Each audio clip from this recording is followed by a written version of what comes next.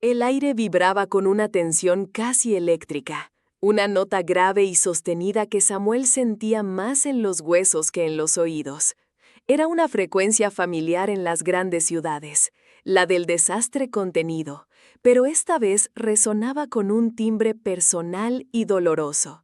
Sirenas apagadas, pero luces estroboscópicas pintaban de rojo y azul las fachadas del vecindario en un parpadeo incesante y mudo. El pulso visual era un latido arrítmico que golpeaba sus párpados cerrados. Un perímetro de cinta amarilla, frágil barrera contra la mórbida curiosidad humana, contenía a los curiosos, cuyas voces eran un murmullo colectivo como el de un río turbio. Pero un hombre permanecía inmóvil justo en el borde, su figura delgada recortada contra el caos. Era Samuel, un hombre de 82 años, ciego desde hacía más de 30.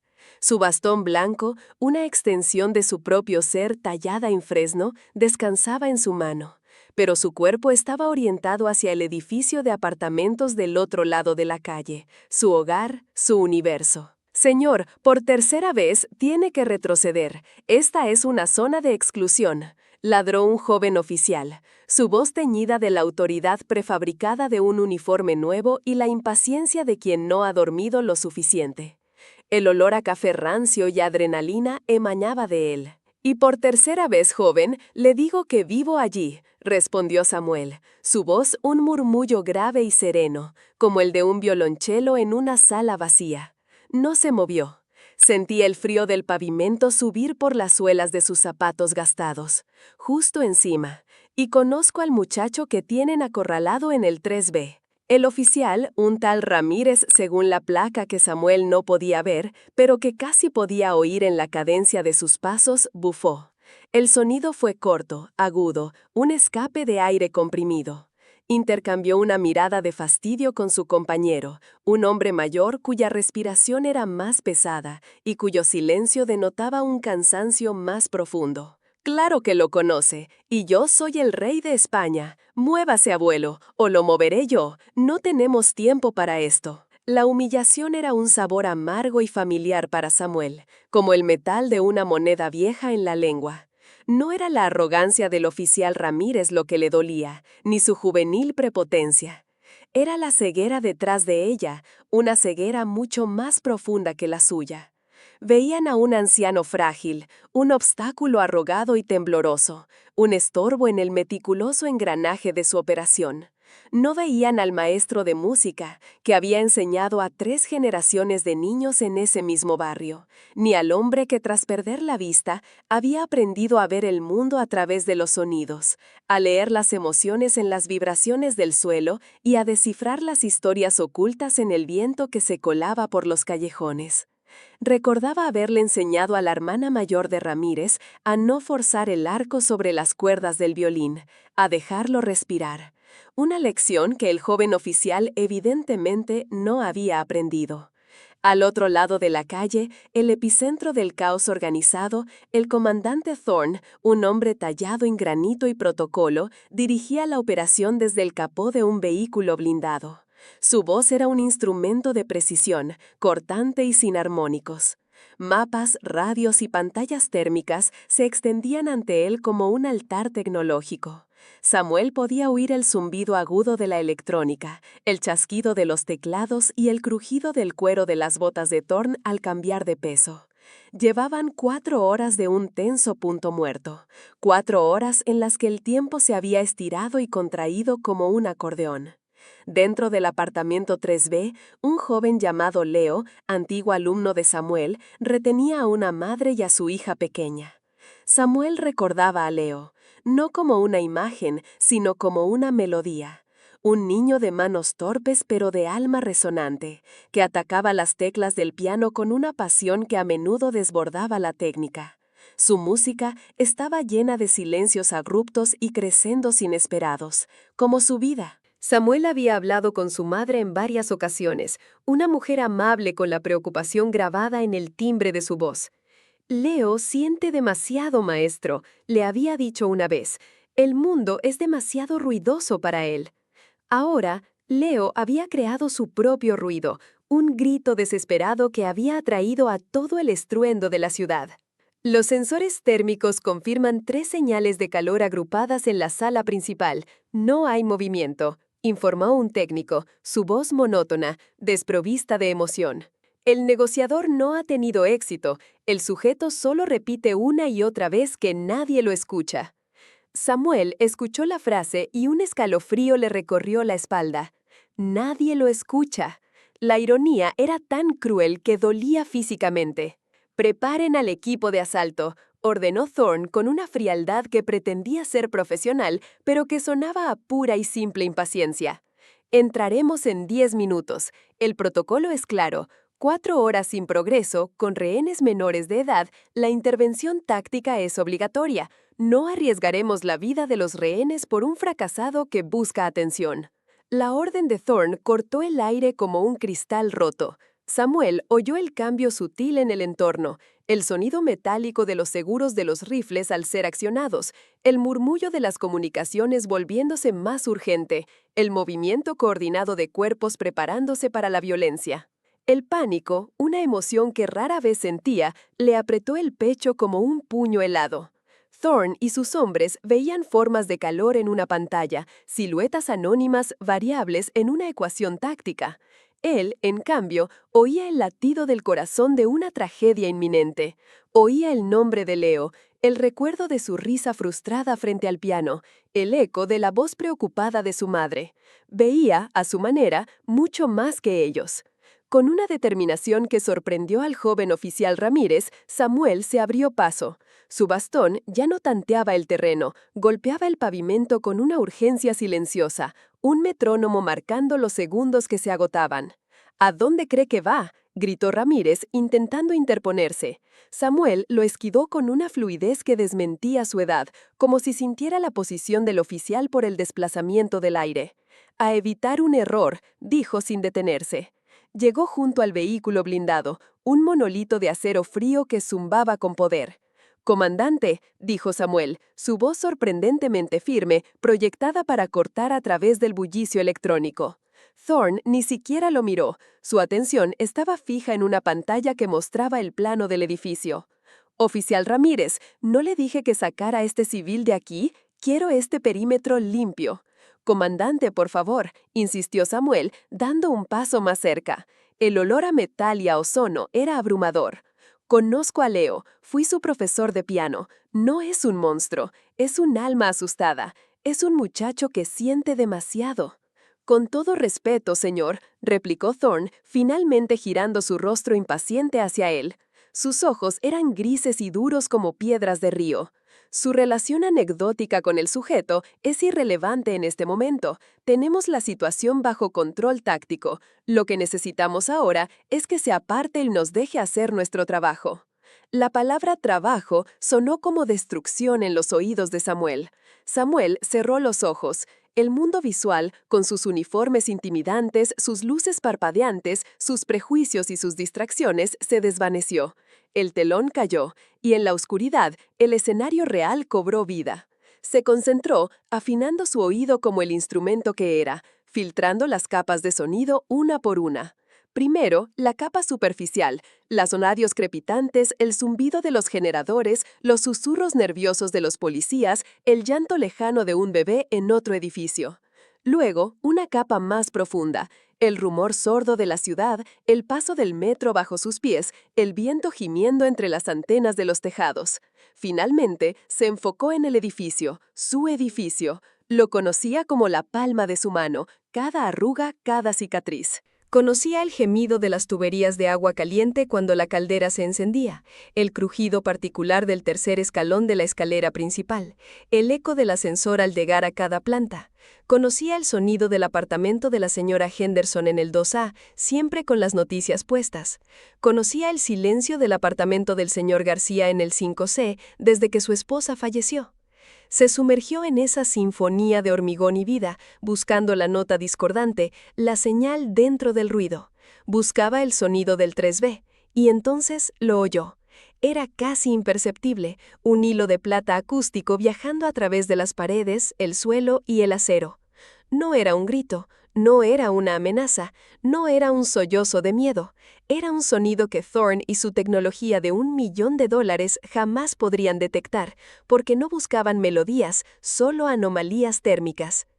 Está equivocado, comandante, dijo Samuel, sus ojos aún cerrados, su cuerpo entero convertido en una antena parabólica humana. Su plan es un error. Thorne soltó una risa seca y despectiva, un sonido feo y sin gracia. ¿Y qué es lo que su sabiduría ancestral le dice que mis sensores de $1.000.000 no pueden ver? El sarcasmo era un arma que Thorne manejaba con torpeza. Samuel se irguió, y por un momento, la fragilidad de sus 82 años pareció desprenderse de él como un abrigo viejo. No parecía un anciano, sino un profeta de los tiempos antiguos, un vidente en un mundo de ciegos que creían ver. Abrió los ojos, aunque no veían, y los fijó en la dirección de Thorne, como si pudiera atravesar la máscara de arrogancia del comandante. Su voz, ahora cargada con el peso de una certeza absoluta, resonó en el tenso silencio que, inexplicablemente, se había formado a su alrededor. La niña le canta a una nana. Samuel cerró los ojos. El mundo visual, con sus juicios apresurados, sus superficies engañosas y sus distracciones incesantes, se desvaneció por completo.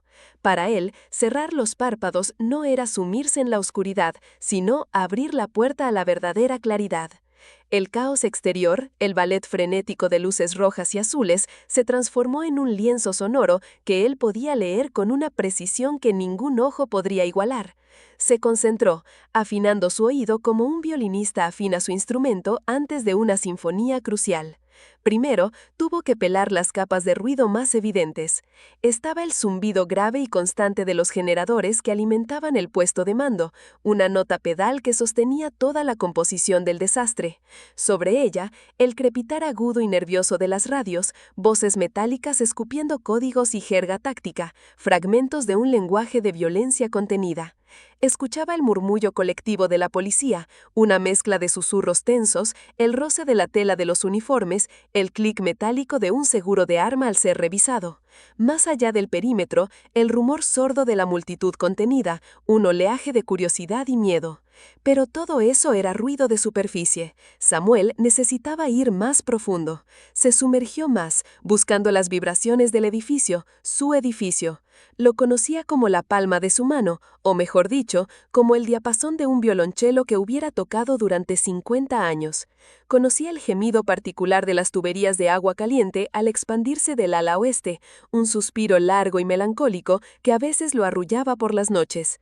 Conocía el traqueteo asmático del viejo ascensor al llegar al cuarto piso, un ritmo que le permitía saber si sus vecinos de arriba llegaban a casa. Conocía el eco único del pasillo del tercer piso, más corto y seco que los demás debido a una remodelación de hacía una década. Cada sonido era una firma, una nota en la partitura arquitectónica de su hogar. Empujó su conciencia a través del asfalto, a través de los cimientos de hormigón, viajando por la estructura de acero como una corriente eléctrica. Filtró el viento que silbaba en las cornisas, el zumbido de los fluorescentes del vestíbulo. Buscaba una anomalía en la sinfonía familiar. Buscaba el sonido del apartamento 3B. Y entonces lo oyó. Al principio era casi imperceptible, un hilo de seda acústica perdido en una maraña de cuerdas ásperas. Un susurro tan frágil que el más mínimo carraspeo de un oficial cercano podría haberlo roto. Viajaba a través del hormigón y el acero, perdiendo gran parte de su cuerpo, pero no su esencia. No era un grito de terror, no era una amenaza gutural, no era el llanto de un niño asustado.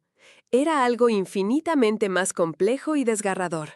Un sonido que Thorne y su tecnología de $1.000.000, diseñada para detectar el calor de un cuerpo o el movimiento de un arma, jamás podrían registrar ni comprender.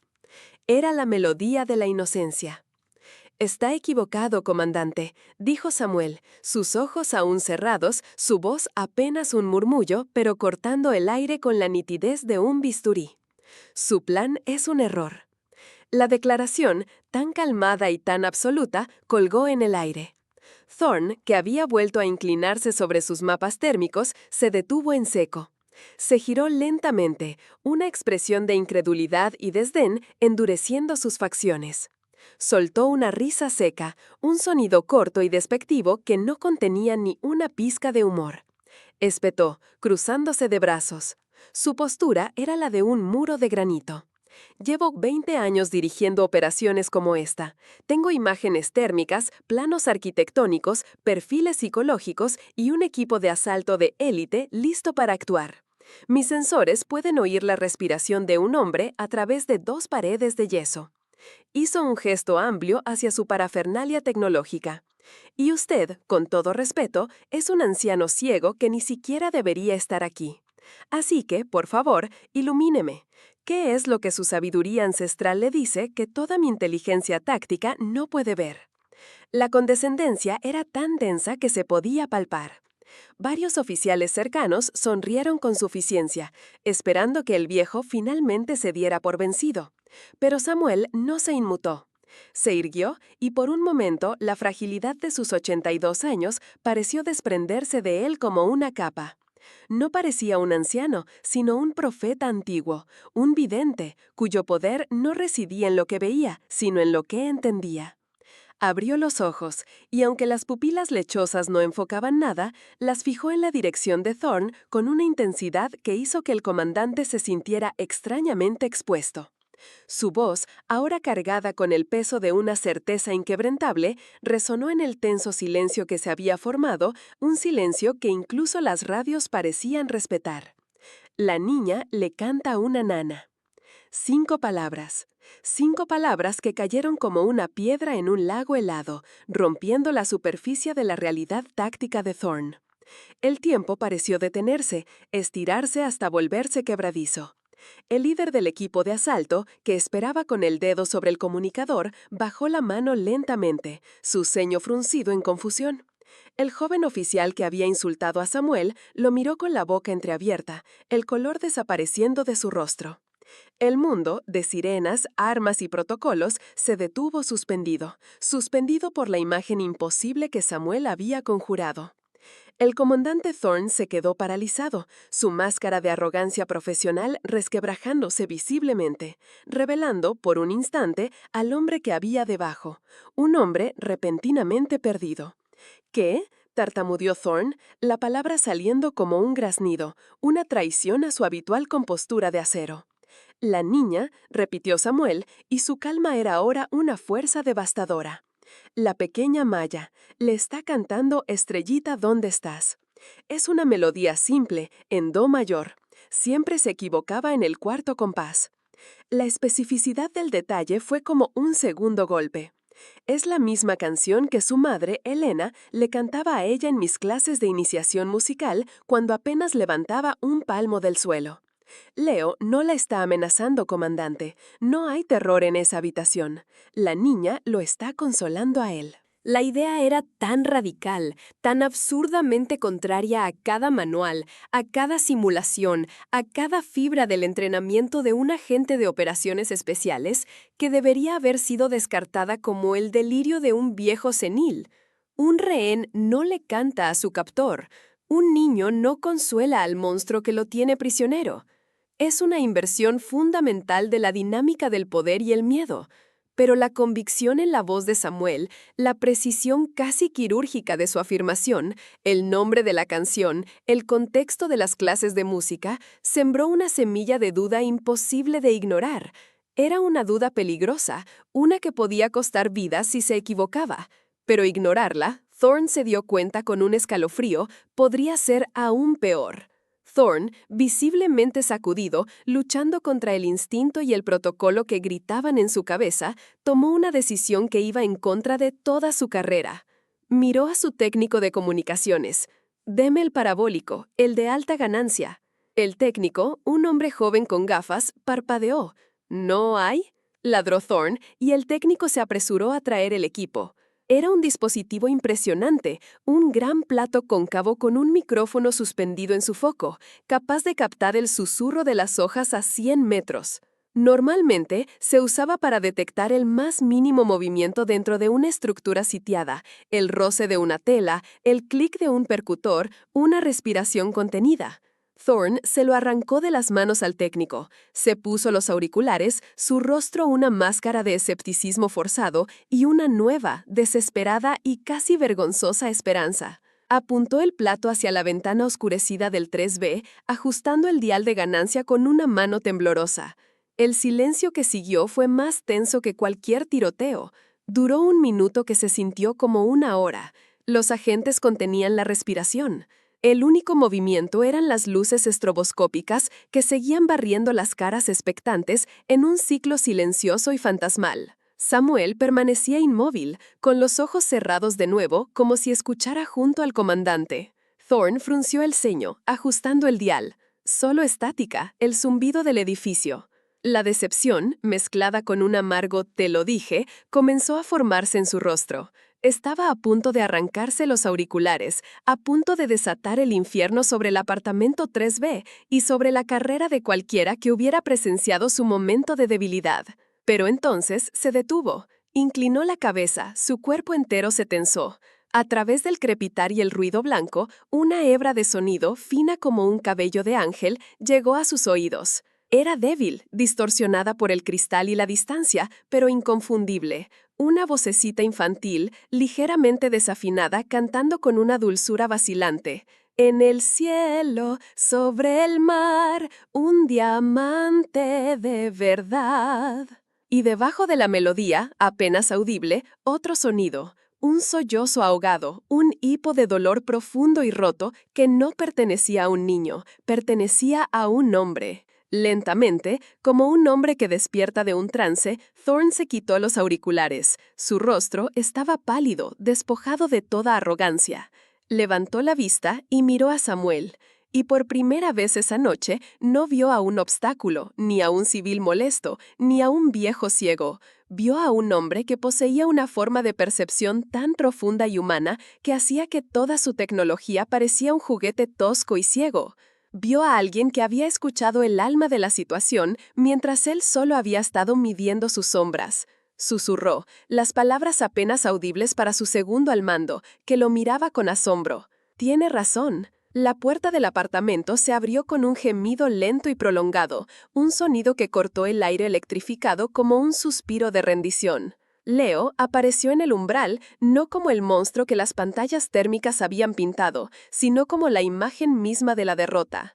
Era un joven desgarbado, con los hombros hundidos bajo el peso de una desesperación que parecía demasiado grande para su cuerpo. Las lágrimas habían trazado surcos limpios en la suciedad y el sudor de su rostro. Sus manos, vacías y temblorosas, se elevaron lentamente en el aire. No había desafío en su mirada, solo un vacío abrumador. Detrás de él, como saliendo de una cueva tras una larga tormenta, apareció la madre, Clara. Su rostro era una máscara de agotamiento y alivio. Su mano sujetaba con fuerza la de su hija, Maya. La niña, ajena al drama táctico que había paralizado a una veintena de agentes armados, parpadeó ante las luces intermitentes. Su mirada recorrió la escena caótica, los rifles, los escudos, los rostros tensos, con una curiosidad infantil hasta que sus ojos se posaron en la figura inmóvil junto al vehículo de mando. Vio al anciano con el bastón blanco y, con la lógica pura e inquebrantable de los niños, reconoció una fuente de calma en medio del caos. Una pequeña sonrisa, tímida pero genuina, se dibujó en sus labios. El equipo de asalto, que minutos antes vibraba con adrenalina contenida, ahora parecía torpe y fuera de lugar. Bajaron sus armas con una lentitud casi reverencial, el chasquido de los seguros resonando en el silencio recuperado. El joven oficial que había amenazado con mover a Samuel se quedó petrificado, su mandíbula colgando.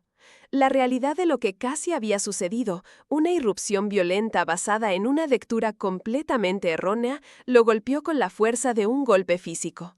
Su mirada fue de Leo a Samuel y luego al comandante Thorne, buscando un ancla en un mundo que acababa de ponerse del revés. Mientras dos agentes se acercaban a Leo para esposarlo, lo hicieron con una delicadeza inusual, casi como si estuvieran manejando un objeto frágil. No hubo gritos ni empujones. Leo no opuso resistencia. Se dejó llevar como un autómata, sus sollozos ahora audibles, sacudiendo su cuerpo en oleadas silenciosas. Más tarde, cuando el perímetro se había relajado y los curiosos comenzaban a dispersarse con murmullos confusos sobre el anticlimático final, el comandante Thorne se acercó a Samuel. El anciano se había sentado en un banco del parque, al otro lado de la calle, orientado no hacia el edificio, sino hacia el murmullo de la ciudad que volvía a su ritmo habitual. Escuchaba el lejano zumbido del tráfico, el susurro de las hojas en los árboles, la risa de unos adolescentes a lo lejos. La sinfonía de la normalidad. Comenzó Thorne, su voz ronca, despojada de toda su anterior autoridad metálica. Se detuvo a su lado, sus botas de combate pareciendo absurdamente grandes y ruidosas en el pavimento. Por un momento no supo cómo continuar. Las palabras de un informe táctico, de una orden de mando, le venían con facilidad. Pero estas palabras, las que necesitaba ahora, se sentían extrañas en su boca. El informe preliminar de la madre confirma su historia. Cada detalle, Leo entró con una pistola de balines, una réplica. Nunca las amenazó, solo se sentó en el suelo y empezó a llorar. Dijo que lo habían despedido, que lo iban a desahuciar mañana, que sentía que gritaba en un mundo de sordos. Samuel asintió lentamente, su rostro impasible. El silencio de un hombre desesperado es el ruido más fuerte que existe, comandante, pero hay que saber escucharlo. Ella le dijo que no estuviera triste, continuó Thorne, casi hablando para sí mismo, reconstruyendo la escena que sus ojos no habían podido ver. Y empezó a cantar, la canción que usted dijo, Estrellita, ¿dónde estás? Él se calmó, se quedó quieto escuchándola hasta que su voz sonó por la radio. Thorne tragó saliva, la emoción áspera en su garganta. Tengo que escribir un informe sobre esto. ¿Cómo explico esto, señor? ¿Cómo pongo en un documento oficial que la pieza clave de inteligencia no vino de un sensor térmico o un micrófono parabólico, sino de una nana? ¿Que la operación fue salvada por un hombre que no puede ver? Samuel giró ligeramente la cabeza hacia Thorne, y una suave sonrisa se dibujó en sus labios. Quizás el error está en el informe, comandante. Quizás está intentando traducir una pieza de música a una ecuación matemática. No se puede. La verdad no siempre encaja en los protocolos. Mis hombres y yo vemos el mundo en términos de amenazas y objetivos, de perímetros y líneas rojas, zonas de exclusión, confesó Thorne, su voz bajando a un susurro. Usted oye conexiones, puentes donde nosotros vemos muros. ¿Cómo se aprende eso? Dejando de mirar y empezando a sentir, respondió Samuel con sencillez. Usted vio 3 señales de calor agrupadas y asumió una confrontación. Yo oí el ritmo de 3 corazones, uno latiendo con el pánico de la incertidumbre, el de Clara, otro latiendo con la inocencia pura, el de Maya, y el tercero estaba completamente fuera de compás, una arritmia de pura desesperanza. La niña no cantaba para un monstruo, cantaba para calmar una tormenta.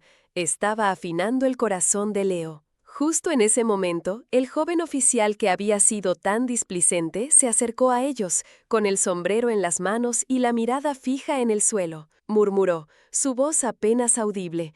Yo le debo una disculpa. Fui arrogante e irrespetuoso. No tenía ni idea. Samuel extendió una mano y la posó suavemente en el brazo del joven. La juventud es a menudo ruidosa, oficial. Es difícil escuchar por encima del propio eco. Lo importante no es no equivocarse, sino aprender a bajar el volumen para poder oír a los demás. Disculpa aceptada. El oficial asintió, visiblemente conmovido, y se retiró en silencio, dejando de nuevo a los 2 hombres solos. Un coche patrulla se detuvo cerca. Leo, ya esposado, era conducido hacia él. Al pasar junto al banco, sus ojos se encontraron con la figura de su antiguo maestro. Se detuvo, y los oficiales, por orden tácita de Thorne, le permitieron un momento. «Leo», susurró Leo, su voz rota. «La música no te ha abandonado, Leo», dijo Samuel, su voz firme pero llena de compasión. «No la abandones tú a ella. Una nota equivocada no arruina la sonata. Es solo una oportunidad para encontrar la armonía en el siguiente compás». Una única lágrima rodó por la mejilla de Leo antes de que lo guiaran al interior del vehículo. La puerta se cerró y el coche se alejó, sus luces ahora silenciosas fundiéndose con el resto del tráfico de la ciudad. Thorne observó la escena y una comprensión profunda se asentó en él. No solo había juzgado mal a Samuel, había juzgado mal la naturaleza misma de la fuerza. Su mundo de tácticas y poder se sentía de repente hueco, frágil. La verdadera fuerza esa noche no había estado en los rifles de asalto ni en los chalecos antibalas, sino en la memoria de una vieja canción y en la capacidad de un hombre para escucharla. Samuel, dijo Thorne finalmente, su tono ahora lleno de un respeto que rayaba en la veneración. Permítame que lo lleve a casa, es lo menos que puedo hacer. Samuel sonrió de nuevo, una sonrisa que parecía contener la sabiduría de sus 82 años. Le agradezco la oferta, comandante, pero conozco el camino, cada grieta en esta acera, cada eco de estos muros. Estoy en casa. Se levantó, su bastón blanco encontrando el suelo con un toque familiar y seguro. No se disculpe, comandante, solo aprenda. A veces para ver la verdad, lo único que hay que hacer es cerrar los ojos y escuchar de verdad. Thorne se quedó de pie, observando cómo la delgada figura de Samuel se alejaba con paso firme y seguro, navegando por el paisaje urbano no con la vista, sino con una percepción mucho más profunda. El anciano no era una reliquia de un tiempo pasado, sino un recordatorio de una verdad eterna. Mientras la noche envolvía la ciudad, Samuel caminaba, un faro de sabiduría silenciosa en un mundo obsesionado con el ruido y la furia. Había demostrado que la verdadera fuerza no reside en las armas o la tecnología, sino en la empatía, y que la visión más clara no siempre proviene de los ojos que miran, sino del corazón que se atreve a escuchar el alma de la música, incluso en el más discordante de los silencios.